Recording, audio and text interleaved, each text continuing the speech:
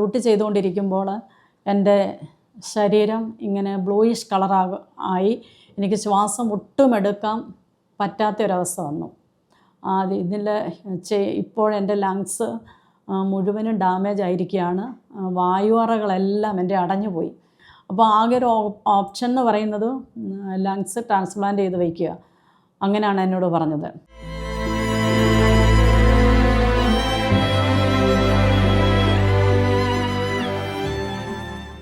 എൻ്റെ പേര് സൂസൻ ബിജു. എൻ്റെ നാട് കോട്ടയം കറുകച്ചാലാണ്. കറുകച്ചാൽ ചമ്പക്കര വില്ലേജാണ് എൻ്റേത്. അവിടെ ഞാൻ മർത്തോമ കുടുംബത്തിലാണ് ജനിച്ചു വളർന്നത്. അപ്പോൾ എൻ്റെ അടുത്തൊക്കെ പെന്തക്കോസ്ത് കൂട്ടായ്മകളുമുണ്ട്. എന്നാൽ നിരന്തരം ഞങ്ങൾ മർത്തോമ പള്ളിയിലെ എല്ലാ കൂട്ടായ്മകൾക്കും സംബന്ധിക്കുകയും അതുപോലെ തന്നെ സൺഡേ സ്കൂളൊക്കെ ഒരു സൺഡേ സ്കൂൾ പോലും മുടങ്ങാതെ ഞങ്ങൾ അറ്റൻഡ് ചെയ്യുകയൊക്കെ ചെയ്യുമായിരുന്നു. അങ്ങനെ ഇരിക്കുമ്പം തന്നെ ഞാൻ ഞങ്ങളുടെ അടുത്തുള്ള പെന്തക്കോസ്ത് കൂട്ടായ്മയിലേക്ക് ഇടയ്ക്കിടയ്ക്ക് പോകും. കാരണം എന്താ വെച്ചാൽ അവിടെ യൂത്തിൻ്റെ പ്രോഗ്രാമൊക്കെ ഉണ്ട്. അങ്ങനെ അവിടെ പോവുകയും ഒരുപാട് ദൈവജനത്തിൻ്റെ ആഴങ്ങളെ മനസ്സിലാക്കുവാനും പഠിക്കുവാനും യഥാർത്ഥമായിട്ടുള്ള ഈ രക്ഷയുടെ അനുഭവത്തെ കേൾക്കുവാനും കർത്താവിനെ രക്ഷകനായി സ്വീകരിപ്പാനും സ്നാനപ്പെടുവാനും ഒക്കെ ദൈവം എന്നെ സഹായിച്ചു. അങ്ങനെ ഞങ്ങളുടെ ടീനേജ് കാലമൊക്കെ കഴിഞ്ഞു. ഞാൻ ഹൈദരാബാദിലാണ് പഠിച്ചത് നഴ്സിങ്ങിന്. അങ്ങനെ നഴ്സിംഗ് പഠനമൊക്കെ കഴിഞ്ഞിട്ട് ഞാൻ സൗദി അറേബ്യയിലേക്ക് എൻ്റെ ജോബിനോടുള്ള ബന്ധത്തിൽ കടന്നുപോയി. അവിടെ ചെന്ന് 2 വർഷം കഴിഞ്ഞപ്പോൾ എൻ്റെ കല്യാണം കഴിഞ്ഞു. കോട്ടയം ചിങ്ങവനം പരുത്തുംപാറ എന്ന സ്ഥലത്തേക്കാണ് എന്നെ കെട്ടിച്ചിരിക്കുന്നത്. എൻ്റെ ഹസ്ബൻഡിൻ്റെ പേര് ബിജു. എനിക്കൊരു മോളുണ്ട്, നയമ. ഇപ്പോൾ ആ കുഞ്ഞ് 12ാം ക്ലാസ്സിലാണ് പഠിക്കുന്നത്. അങ്ങനെ ഞങ്ങൾ സൗദി അറേബ്യയിൽ ഇപ്പോൾ കുടുംബമായിട്ട് താമസിച്ച് വരുന്നു. ഞങ്ങൾ ആത്മീയമായിട്ടും ഭൗതികമായിട്ടൊക്കെയും ദൈവത്തിൻ്റെ കരുണ കൊണ്ട് നല്ല രീതിയിൽ മുൻപോട്ട് ജീവിച്ച് വന്നൊരു ചുറ്റുപാടായിരുന്നു ഞങ്ങളുടേത്. അങ്ങനെ ഇരിക്കുമ്പോൾ 2024 നവംബർ ഡിസംബർ മാസങ്ങളിൽ എനിക്ക് വളരെയധികമായിട്ടുള്ള ഒരു ഇരുട്ടിൻ്റെ അവസ്ഥ എൻ്റെ ജീവിതത്തിൽ കടന്നു വന്നു. അത് എന്നെ ഒരു മരണത്തിലേക്ക് തള്ളിവിടുന്ന ഒരവസ്ഥ തന്നെ ആയിരുന്നു. അതെന്താണെന്ന് ചോദിച്ചാൽ ഞാൻ 25 വർഷം കൊണ്ട് ഡയാലിസിസ് യൂണിറ്റിലാണ് വർക്ക് ചെയ്യുന്നത്. അപ്പം അവിടെ ഒത്തിരി കെമിക്കൽസ്, അതുപോലെ തന്നെ മെഷീൻ്റെ ഒരുപാട് ഹാർഡ് കെമിക്കൽസിൻ്റെ ഒക്കെ സ്മെല്ലൊക്കെ ഉണ്ട്. എന്നാലും 25 വർഷം കൊണ്ട് ഞാൻ ആ ഡയാലിസിസ് യൂണിറ്റിലാണ് വർക്ക് ചെയ്യുന്നത്. അപ്പം എനിക്ക് അതിനു മുമ്പ് യാതൊരു ബുദ്ധിമുട്ടൊന്നും വന്നിട്ടില്ല. എന്നാൽ ഈ നവംബർ ഡിസംബർ മാസങ്ങളിൽ എനിക്ക് ഇങ്ങനെ ശ്വാസം എടുക്കാൻ പറ്റാത്തൊരവസ്ഥയൊക്കെ ഉണ്ടായി. അങ്ങനെ ഇടയ്ക്ക് ഡോക്ടറെ പോയി കാണും, നെബുലൈസേഷൻ എടുക്കും, അങ്ങനെയൊക്കെ ചെയ്തുകൊണ്ടിരുന്നു. എന്നാൽ ഞാൻ പറഞ്ഞല്ലോ, നവംബർ ഡിസംബർ മാസങ്ങളിൽ എനിക്ക് വളരെയധികമായിട്ടുള്ള ഈ ശ്വാസം എടുക്കുന്നതിനുള്ള ബുദ്ധിമുട്ട് എനിക്ക് കൂടി വന്നു. അപ്പം ഞാനിങ്ങനെ ഒരു പൾമനോളജിസ്റ്റിനെ പോയി കണ്ടു. അപ്പോൾ ആദ്യം ഡോക്ടർ എന്നോട് ഇങ്ങനെ നെബുലൈസേഷനൊക്കെ തരും, പിന്നെ ഇങ്ങനെ വീട്ടിൽ പഫൊക്കെ എടുക്കാനായിട്ട് എനിക്ക് തരുമായിരുന്നു. അത് കുറച്ച് നാൾ എടുക്കും, പിന്നെ കുറച്ച് ഡോസ് എടുത്തു കഴിഞ്ഞിട്ട് ഞാൻ തന്നെ അങ്ങ് നിർത്തുമായിരുന്നു. അങ്ങനെ ഇപ്പം ഇങ്ങനെ മുൻപോട്ട് പോയി. അപ്പം അങ്ങനെ ഇരിക്കുമ്പോൾ ഈ നവംബറിൽ എനിക്ക് വളരെയധികമായ ബുദ്ധിമുട്ടുണ്ടായി. അന്നേരം ഒരു ദിവസം ഞാൻ ഡ്യൂട്ടി ചെയ്തുകൊണ്ടിരിക്കുമ്പോൾ എൻ്റെ ശരീരം ഇങ്ങനെ ബ്ലൂയിഷ് ആയി എനിക്ക് ശ്വാസം ഒട്ടും എടുക്കാൻ പറ്റാത്തൊരവസ്ഥ വന്നു. അപ്പോൾ പെട്ടെന്ന് എനിക്ക് ഹോസ്പിറ്റലിൽ എന്നെ അവർ ഇങ്ങനെ അഡ്മിറ്റാക്കി, എൻ്റെ ഹോസ്പിറ്റലിൽ തന്നെ. അപ്പോൾ ഇങ്ങനെ നോക്കിയപ്പോഴത്തേക്ക് ഓക്സിജൻ്റെ ലെവൽ നോക്കിയപ്പം എൻ്റെ ബോഡിയിൽ 86 ഉള്ളൂ. അത് ഒരു ഭയങ്കര ക്വസ്റ്റ്യൻ മാർക്കായിട്ട് ഇങ്ങനെ നിന്നു, എന്താണെന്നുള്ളത് അറിയാനായിട്ട്. പിന്നെ എനിക്ക് പെട്ടെന്ന് 3 പ്രാവശ്യം അവർ നെബുലൈസേഷൻ തന്നു. ഇങ്ങനെ നെബുലൈസേഷൻ തന്നപ്പോഴാണ് എനിക്ക് ശ്വാസം എടുക്കാനായിട്ട് പറ്റിയത്. അതിനു മുമ്പ് എനിക്ക് ശ്വാസം എടുക്കാനായിട്ട് ഒട്ടുമേ പറ്റുന്നില്ലായിരുന്നു. ഞാൻ വർത്തമാനം പറയുന്നത് ഇങ്ങനെ ഏങ്ങി വലിച്ചാണ്. കാരണം എനിക്ക് വെയിറ്റ് എടുക്കാനോ അല്ലെങ്കിൽ ശബ്ദത്തിൽ സംസാരിക്കാനോ അങ്ങനെ ഒന്നും പറ്റാത്ത ഒരവസ്ഥയായിരുന്നു. അപ്പോൾ ഇങ്ങനെ ഒരവസ്ഥ ഉണ്ടായപ്പോഴത്തേക്ക് എനിക്ക് അവർ സ്റ്റിറോയിഡ് അപ്പം തന്നെ ഹൈഡ്രോകോർട്ടിസോൺ ഇഞ്ചക്ഷൻ എനിക്ക് തന്നു. അങ്ങനെ എന്നോട് പറഞ്ഞു 2 പൾമനോളജിസ്റ്റിനെ കാണണം ആദ്യം, അതിന് മുമ്പേ CT സ്കാൻ എടുക്കണമെന്ന് പറഞ്ഞു. അങ്ങനെ CT സ്കാൻ എടുത്തു. CTയുടെ റിസൾട്ട് വന്നപ്പോഴത്തേക്ക് അത് പൾമനോളജിസ്റ്റിനെ കാണിച്ചു. അപ്പോൾ പൾമനോളജിസ്റ്റ് ആദ്യം എന്നോട് ചോദിക്കുന്നത് എൻ്റെ വീട്ടിൽ പക്ഷിയെ വളർത്തുന്നുണ്ടോ എന്നാണ് ചോദിച്ചത്. പിന്നെ എന്നോട് ചോദിച്ചു ഞാൻ സ്മോക്കറാണോ എന്ന് ചോദിച്ചു. ഒരിക്കൽ പോലും എൻ്റെ ജീവിതത്തിൽ അങ്ങനെ നമ്മൾ സ്മോക്കിംഗ് അങ്ങനെ ഒരിക്കലും നമ്മളത് ഉപയോഗിച്ചിട്ടുമില്ല. അത് ഉപയോഗിക്കുന്നവരെ എനിക്ക് ശരിക്കും പറഞ്ഞാൽ വെറുപ്പുമാണ്. പക്ഷേ എങ്കിലും ഡോക്ടർ എന്നോട് അങ്ങനെ ചോദിച്ചു. എന്നാൽ എയർ പൊല്യൂഷൻ കൊണ്ട് വരുന്ന ഒരു ഡാമേജാണ് എൻ്റെ ജീവിതത്തിൽ സംഭവിച്ചത്. അപ്പോൾ പക്ഷിയെ വളർത്തുന്നുണ്ടോ എന്ന് ചോദിച്ചപ്പോൾ ഞങ്ങളുടെ വീട്ടിൽ പക്ഷികളെ ഒന്നും വളർത്താറില്ല. എങ്കിലും ഞാൻ സൗദി അറേബ്യയിൽ ഞങ്ങൾ കുടുംബമായിട്ട് ഞാൻ പറഞ്ഞല്ലോ അവിടെ താമസിക്കുന്നെന്ന്. അപ്പോൾ എൻ്റെ വീടിൻ്റെ ചുറ്റും ഉള്ള AC-യുടെ പുറകിലൊക്കെ വന്നിങ്ങനെ പ്രാക്കളിരിക്കും. അപ്പോൾ ഈ പ്രാക്കളിരിക്കുന്നത് നമുക്ക് കാണാൻ പറ്റുന്നില്ല, അല്ലെങ്കിൽ പുറത്തിറങ്ങിയൊക്കെ പ്രാക്കളെ കാണാൻ പറ്റും. പക്ഷെങ്കിൽ ഇതിൻ്റെ സ്മെല്ലോ കാര്യങ്ങളൊന്നും വീട്ടിലുള്ള മറ്റാർക്കും ഫീൽ ചെയ്യുന്നില്ല. പക്ഷേ ഇതിൻ്റെ സ്മെല്ല് എനിക്ക് വളരെയധികം എനിക്ക് ഫീൽ ചെയ്യുന്നുണ്ട്. ഞാൻ വീട്ടിൽ കയറുമ്പം പറയും പ്രാവിൻ്റെ സ്മെല്ലാന്ന് പറയുമ്പോൾ എൻ്റെ ഹസ്ബൻഡ് എന്നെ വഴക്ക് പറയും. കാരണം അവർക്കൊന്നും ഇങ്ങനത്തെ ഒരു സ്മെല്ല് ഫീൽ ചെയ്യുന്നില്ല. പക്ഷേ എനിക്ക് അത് ഭയങ്കരമായിട്ട് ഫീൽ ചെയ്യുന്നുണ്ടായിരുന്നു. പക്ഷേ ഇതിൻ്റെ ഈ പ്രാവിൻ്റെ ഈ അലർജി എൻ്റെ ലങ്സിനെ ഇങ്ങനെ ഡാമേജ് ആക്കുന്നു എന്നുള്ളതൊന്നും നമുക്കറിയില്ലായിരുന്നു. അങ്ങനെ ഡോക്ടറെ കണ്ടു. അങ്ങനെ എന്നോട് പറഞ്ഞു 2 പൾമനോളജിസ്റ്റിനെ കാണണം. ഇപ്പോഴെൻ്റെ ലങ്സ് മുഴുവനും ഡാമേജ് ആയിരിക്കുകയാണ്. വായുവറകളെല്ലാം എൻ്റെ അടഞ്ഞുപോയി. ഈ സിവിയർ അലർജി ഇങ്ങനെ. കാരണം ഞാൻ 25 വർഷം കൊണ്ട് ഡയാലിസിസ് യൂണിറ്റിലല്ലേ വർക്ക് ചെയ്യുന്നത്. അപ്പം അങ്ങനെ അതെല്ലാം ഇങ്ങനെ ശ്വസിച്ചു. എൻ്റെ ടിഷ്യൂ ഒക്കെ ഡാമേജായി. അപ്പോൾ ആകെ ഒരു ഓപ്ഷൻ എന്ന് പറയുന്നത് ലങ്സ് ട്രാൻസ്പ്ലാന്റ് ചെയ്ത് വയ്ക്കുക. അങ്ങനെയാണ് എന്നോട് പറഞ്ഞത്. അപ്പോൾ അത് കേട്ടപ്പോൾ ശരിക്കും പറഞ്ഞാൽ വലിയൊരു പ്രയാസം തോന്നി. അതിനുള്ള ഒരു സാഹചര്യങ്ങളല്ലല്ലോ നമ്മുടെ മുമ്പിലുള്ളത്. പിന്നെ അപ്പോഴത്തേക്ക് അവരെന്നോട് പറഞ്ഞു 2 പൾമനോളജിസ്റ്റിനെ കാണണം. അങ്ങനെ ഞങ്ങൾ പിന്നെ ഇന്ത്യയിലേക്ക് പെട്ടെന്ന് വന്നു. ഇവിടെ വന്നപ്പോൾ ഞങ്ങൾ പൾമനോളജിസ്റ്റ്, ഏറ്റവും നല്ലൊരു പൾമനോളജിസ്റ്റിനെ സെർച്ച് ചെയ്തപ്പോൾ ഗൂഗിൾ വഴി ഒന്ന് ഞങ്ങൾക്ക് രാജഗിരി ഹോസ്പിറ്റലും 2 മെഡിക്കൽ മിഷൻ ഹോസ്പിറ്റലാണ് കാണിച്ചത്. അപ്പം മെഡിക്കൽ മിഷൻ ഹോസ്പിറ്റലാണ് ഞങ്ങൾക്ക് കുറച്ചും കൂടെ അടുത്തുള്ളത്. അങ്ങനെ ഞങ്ങൾ അവിടെ വെച്ച് ഇങ്ങോട്ടേക്ക് ഇങ്ങോട്ട് പോരുന്നതിന് മുൻപേ അവിടെ വെച്ച് തന്നെ വിളിച്ച് ബുക്ക് ചെയ്തു ഡോക്ടറെ. അങ്ങനെ ഞങ്ങളിവിടെ വരുന്നതിന് മുൻപ് അപ്പം തന്നെ എൻ്റെ ഈ വിഷയങ്ങളൊക്കെ അറിഞ്ഞുകൊണ്ട് ഞങ്ങളുടെ വീട്ടിൽ പ്രയറും കാര്യങ്ങളും ഒക്കെ ഞങ്ങൾ കൂടിക്കൊണ്ടിരുന്ന ദൈവസഭയിലെ ദൈവമക്കൾ വന്നൊത്തിരി എനിക്ക് വേണ്ടി പ്രാർത്ഥിക്കുകയും അങ്ങനെ ഒരുപാട് നല്ല ഒരു ദൈവിക വിടുതൽ അപ്പം തന്നെ എനിക്ക് അവിടെ വെച്ച് ഇങ്ങനെ അനുഭവിക്കാനൊക്കെ ദൈവം ഇടയാക്കി. ഞാൻ ഈ നവംബർ ഡിസംബറിൽ ഇവിടേക്ക് വരുമ്പോൾ ഭയങ്കര തണുപ്പിൻ്റെ സമയം അവിടെ. അങ്ങനെ ഫ്ലൈറ്റിൽ പോരുമ്പോൾ അത്രയും തണുപ്പും പിന്നെ എൻ്റെ ഈ അവസ്ഥയെല്ലാം കൂടെ വെച്ച് ഡോക്ടർ എന്നോട് പറഞ്ഞു ഓക്സിജൻ സിലിണ്ടർ കൊണ്ടേ പോകാൻ പറ്റുമെന്നാണ് എന്നോട് പറഞ്ഞായിരുന്നു. അതുപോലെ തന്നെ വീട്ടിലും ഓക്സിജൻ സിലിണ്ടർ കരുതണമെന്ന് എന്നോട് പറഞ്ഞായിരുന്നു. ഞാൻ ഓക്സിജൻ സിലിണ്ടർ ഞങ്ങളുടെ അവിടെ വീട്ടിൽ ഇന്നും അവിടെ എൻ്റെ റൂമിൽ ഓക്സിജൻ സിലിണ്ടർ ഇരിപ്പുണ്ട്.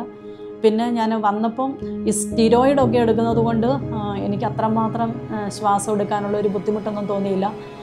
ഞാൻ ഓക്സിജൻ സിലിണ്ടറും കൊണ്ടൊന്നുമല്ല ഫ്ലൈറ്റിൽ വന്നത്. എന്നാൽ ഹോസ്പിറ്റലായിരിക്കുമ്പം ഇങ്ങനെ ഇടയ്ക്ക് ഓക്സിജൻ വെച്ച് നെബുലൈസേഷൻ എടുക്കുമായിരുന്നു.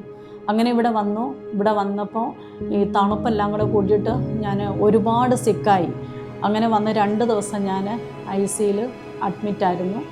പിന്നെ 2 ദിവസം കഴിഞ്ഞപ്പം വാർഡിലേക്ക് മാറ്റി. അങ്ങനെ ശരിക്കും പറഞ്ഞാൽ ആ ഒരു സമയങ്ങളെന്ന് പറഞ്ഞാൽ ശരിക്കും ഞാൻ മരണത്തെ മുഖാമുഖമായി കണ്ട ഒരവസ്ഥയായിരുന്നു എനിക്ക്. എങ്ങനെയാണ് ഞാൻ ICUയിൽ അഡ്മിറ്റ് ആയത് അതുപോലും എനിക്ക് ചിന്തിക്കാൻ പറ്റാത്തൊരവസ്ഥയായിരുന്നു. എന്നാൽ അതിൻ്റെയൊക്കെ നടുവിൽ ദൈവം എന്നെ വിടുവിച്ചുവെന്ന് മാത്രമേ എനിക്ക് പറയാൻ പറ്റുകയുള്ളൂ. ഞാനിവിടെ വന്ന് അഡ്മിറ്റായി ഒരാഴ്ച ഡോക്ടർ എന്നോട് പറഞ്ഞു പെട്ടെന്ന് CT എടുക്കാൻ പറ്റത്തില്ല, കാരണം ഇൻഫെക്ഷനൊക്കെ ഉള്ളതുകൊണ്ട് അതെല്ലാം ഒതുങ്ങിയതിൻ്റെ ശേഷം മാത്രമേ CT എടുക്കത്തുള്ളൂ എന്ന് പറഞ്ഞു. അങ്ങനെ ഒരാഴ്ച കഴിഞ്ഞപ്പോൾ CT എടുത്തു. പിന്നെ അതിന് മുമ്പ് ഞാൻ പറഞ്ഞായിരുന്നല്ലോ, ഞാൻ സ്റ്റിറോയിഡ്, അവർ ഹൈ ഡോസ് സ്റ്റിറോയിഡ് എനിക്ക് തന്നത്. ഹൈ ഡോസ് സ്റ്റിറോയിഡ് കഴിക്കാൻ തുടങ്ങിയപ്പം എൻ്റെ മുഖമൊക്കെ ഇങ്ങനെ ഭയങ്കരമായിട്ട് വീർത്ത് മൂൺ ഷേപ്പ് ആകുന്ന ഒരു പരുവം എത്തിയായിരുന്നു.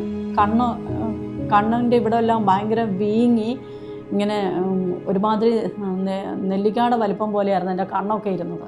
അത്രമാത്രം ഞാനൊരു വികൃതമായ ഒരവസ്ഥയിലേക്ക് എത്തിയാണ് ഞാൻ ഈ ഹോസ്പിറ്റലിൽ കടന്നു വരുന്നത്. അങ്ങനെ ഇവിടെ വന്നു.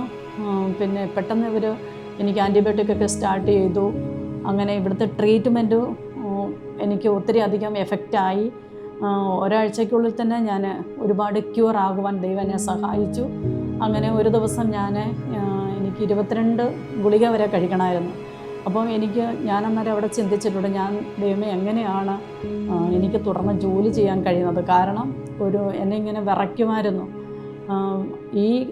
ഈ ഒരു മാസങ്ങളിൽ, ഈ ദിവസങ്ങളിൽ ഞാൻ ഒരുപാട് ബോഡി വെയ്റ്റ് എൻ്റെ കുറയാൻ തക്കവണ്ണം ഇടയായി തീർന്നു. കാരണം ഞാൻ 42 കിലോ വരെ എത്തി. കാരണം ഒത്തിരി മെഡിസിൻ കഴിക്കുന്നത് കൊണ്ട് എനിക്ക് ശരീരത്തിന് പിടിച്ചു നിൽക്കാൻ പറ്റാത്തൊരവസ്ഥ കൂടെ വന്നു. അങ്ങനെ എനിക്ക് പേനയൊന്നും പിടിച്ച് എഴുതാനേ പറ്റത്തില്ല. എൻ്റെ കൈ വിറച്ചിട്ട് പറ്റുകയില്ലായിരുന്നു. അപ്പം ഞാനിങ്ങനെ ചിന്തിച്ചു, ദൈവമേ എങ്ങനെ ഞാൻ പോയി ജോലി ചെയ്യും, എങ്ങനെ എനിക്ക് എഴുതാൻ പറ്റും, അങ്ങനെയൊക്കെ ഇങ്ങനെ ഓർത്തു. അപ്പം എന്നോട് ഡോക്ടർ പറഞ്ഞു, അത് മരുന്നിൻ്റെയൊക്കെ കൊണ്ടാണ്, കുറച്ച് ദിവസങ്ങൾ കൊണ്ട് അതൊക്കെ മാറുമെന്ന് എന്നോട് പറഞ്ഞു. അങ്ങനെ ഒരു 2 ആഴ്ച കൊണ്ട് അതെല്ലാം എൻ്റെ ജീവിതത്തിൽ നിന്ന് മാറിക്കിട്ടുവാൻ ദൈവം സഹായിച്ചു. പിന്നെ ഞാൻ പറഞ്ഞല്ലോ 22 ഗുളിക എനിക്ക് ഒരു ദിവസം കഴിക്കണമായിരുന്നു. ആ മെഡിസിൻ 6 മാസത്തെ മെഡിസിൻ ഞാൻ ഇവിടുന്ന് വാങ്ങിച്ചുകൊണ്ടാണ് തിരികെ പോയത്. കാരണം എപ്പോഴും എനിക്ക് ഇവിടെ ഫോളോ അപ്പിന് വരാൻ പറ്റത്തില്ലല്ലോ. അതുകൊണ്ട് ഞാൻ 6 മാസത്തെ മെഡിസിനൊക്കെ വാങ്ങിച്ചുകൊണ്ടാണ് പോയത്. അങ്ങനെ കഴിഞ്ഞ 6 മാസം ഞാൻ ഈ ട്രീറ്റ്മെൻറ്റിലായിരുന്നു. പിന്നെ ഞാൻ ഈ കഴിഞ്ഞ ദിവസം വീണ്ടും ഡോക്ടറെ കാണാൻ വേണ്ടി അവധിയെടുത്ത് വന്നതാണ്. ഞാൻ വന്നതിൻ്റെ 2 ദിവസം കഴിഞ്ഞ് ഡോക്ടറെ കാണുവാനായിട്ട് വന്നു. എൻ്റെ ലങ്സിൻ്റെ ടെസ്റ്റൊക്കെ ചെയ്തു. അത്ഭുതമെന്ന് വേണം പറയാനായി. എൻ്റെ ബോഡിയിൽ ഇപ്പോൾ എനിക്ക് 86-88 ഓക്സിജൻ ആയിരുന്ന സ്ഥാനത്ത് ഇപ്പോൾ എനിക്ക് 99-100 എൻ്റെ ഓക്സിജന്. അതുപോലെ തന്നെ മെഡിസിനൊക്കെ മൊത്തം മെഡിസിനും നിർത്തി എൻ്റെ ലങ്സ് വളരെയധികം പെർഫെക്റ്റായ ഒരവസ്ഥയിലേക്ക് ദൈവം എന്നെ നടത്തി. ദൈവത്തിൻ്റെ കരം എന്നല്ലാതെ എനിക്കൊന്നും പറയാനായിട്ടില്ല.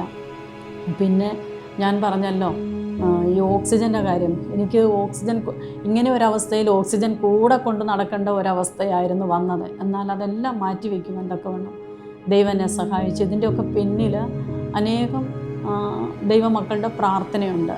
അതുപോലെ തന്നെ ഞാൻ ആ സിക്കായ സമയത്ത് സൗദി അറേബ്യയിൽ വെച്ച് നമ്മുടെ ഹല്ലേലൂയ പ്രെയർ നമ്മുടെ രാജ്യത്തിന് വേണ്ടി, കേരളത്തിലെ എല്ലാ ജില്ലകൾക്കും വേണ്ടി 1000 ദിവസത്തെ പ്രെയർ ഉണ്ടായിരുന്നു. അപ്പോൾ ഒരു 600ാമത്തെ സെഷനിലാണ് എനിക്കതിൻ്റെ ലിങ്ക് കിട്ടുവാനും ആ പ്രെയറിൽ ജോയിൻ ചെയ്യുവാനും ഇടയായത്. ആ ലിങ്ക് കിട്ടിയ അന്ന് മുതൽ എല്ലാ ദിവസവും ഞാൻ ആ ഹല്ലേലൂയ പ്രെയറിൽ കയറുമായിരുന്നു. കാരണം എനിക്ക് ആ ഒരു പ്രെയർ വലിയ താല്പര്യമായിരുന്നു. നമ്മുടെ ജില്ലകൾക്ക് വേണ്ടി, നമ്മുടെ പഞ്ചായത്തുകൾക്ക് വേണ്ടി പ്രാർത്ഥിക്കുന്ന ആ പ്രാർത്ഥന ഞങ്ങൾക്ക് കുടുംബമായിട്ട് ഒത്തിരി അധികം ഒരു വളരെ അനുഗ്രഹമായി തീർന്ന ഒരു പ്രെയറാണ്. അതുപോലെ തന്നെ എനിക്ക് ആ പ്രെയർ ഒറ്റ ദിവസം പോലും എനിക്ക് അത് മിസ് ചെയ്യുന്നതിനോട് താല്പര്യമില്ലായിരുന്നു. അങ്ങനെ ആ ഒരു പ്രെയറിൽ ഉള്ള എല്ലാ ദൈവമക്കളോടും എല്ലാ പ്രിയപ്പെട്ടവരോടും നല്ലൊരു കണക്ഷൻ ഉണ്ടായിരുന്നു.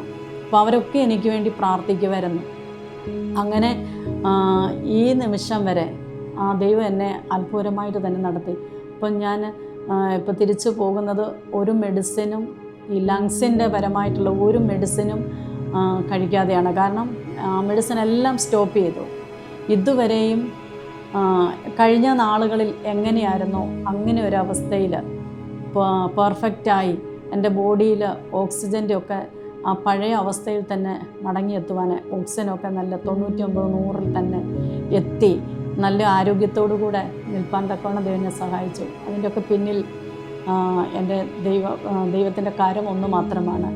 ഞാനിപ്പോൾ ഇതൊക്കെ പറഞ്ഞതിൻ്റെ സാരം എന്ന് വെച്ചാൽ,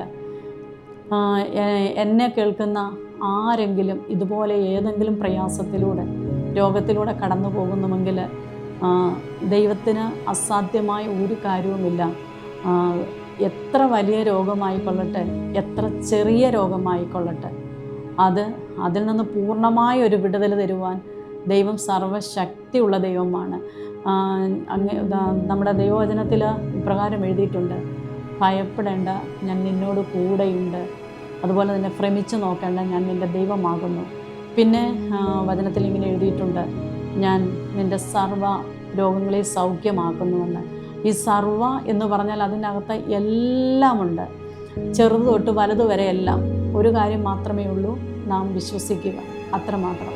അങ്ങനെ ആ പ്രാർത്ഥനയുടെ ഒരു വലിയ കരം എന്നോട് കൂടെ ഇരുന്നു. എന്നെ ഇത്രത്തോളം ദൈവം അത്ഭുതമായിട്ട് വിടുവിച്ചു. അപ്പോൾ ഇങ്ങനെയുള്ള ഏതെങ്കിലും പ്രതിസന്ധിയിലൂടെ ഏതെങ്കിലും വ്യക്തികൾ കടന്നു പോകുന്നുവെങ്കിൽ വിശ്വാസത്തോടു കൂടെ നിങ്ങൾ പ്രാർത്ഥിക്കുക, ദൈവം പൂർണ്ണമായും നിങ്ങളെ വിടുവിക്കും. അതിൻ്റെ ഉത്തമ സാക്ഷിയാണ് ഞാൻ. നമ്മൾ മരുന്ന് കഴിച്ചു എന്നുള്ളതിനേക്കാൾ ഉപരി ദൈവത്തിൻ്റെ ആ വചനത്തിൻ്റെ ശക്തിയാണ് എന്നെ ഇത്രത്തോളം സൗഖ്യമാക്കിയത്. അതുകൊണ്ടാണ് എന്നെ ലങ്സ് മാറ്റി വയ്ക്കണം എന്ന് പറഞ്ഞ സ്ഥാനത്ത് ഇത്രത്തോളം ആരോഗ്യത്തോടെ എനിക്ക് സംസാരിക്കാനും പാടാനും എല്ലാത്തിനും എനിക്കിപ്പോൾ കഴിയും. എനിക്ക് ശബ്ദം ഉയർത്തി സംസാരിക്കാൻ പറ്റാത്തൊരവസ്ഥയായിരുന്നു. ഞാനിങ്ങനെ പലപ്പോഴും ഓർത്തിട്ടുണ്ട് എങ്ങനെ എനിക്ക് വീട്ടിലെ കാര്യങ്ങൾ ചെയ്യാൻ പറ്റുമെന്ന്. കാരണം ഒരു ചെറിയ കാര്യം പോലും ചെയ്യുമ്പോൾ എനിക്ക് ശ്വാസം എടുക്കാൻ പറ്റാത്തൊരവസ്ഥയായിരുന്നു. എന്നാൽ അതിൽ നിന്നെല്ലാം എൻ്റെ ദൈവം എന്നെ ഒത്തിരി വിടുവിച്ചു. ദൈവത്തിൻ്റെ ഒരു മഹാകരുണയെന്നല്ല, അതെനിക്കൊന്നും പറയാനില്ല. അപ്പോൾ എന്നെ കേൾക്കുന്ന ആരെങ്കിലും ഇങ്ങനെ ഒരവസ്ഥയിലൂടെ ഏതെങ്കിലും വിഷയത്തിലൂടെ ഭാരപ്പെടുന്നുണ്ടെങ്കിൽ ആ വിഷയം ദൈവസന്നിധിയിൽ ഏൽപ്പിക്കുക, പ്രാർത്ഥിക്കുക, വിശ്വസിക്കുക. കർത്താവ് പൂർണ്ണമായും നിങ്ങളെ രക്ഷിക്കും. ഞാൻ അനുഭവസ്ഥയാണ്. കർത്താവ് നമ്മെ എല്ലാവരെയും അതിനായിട്ട് ഒരുക്കും, സഹായിക്കും.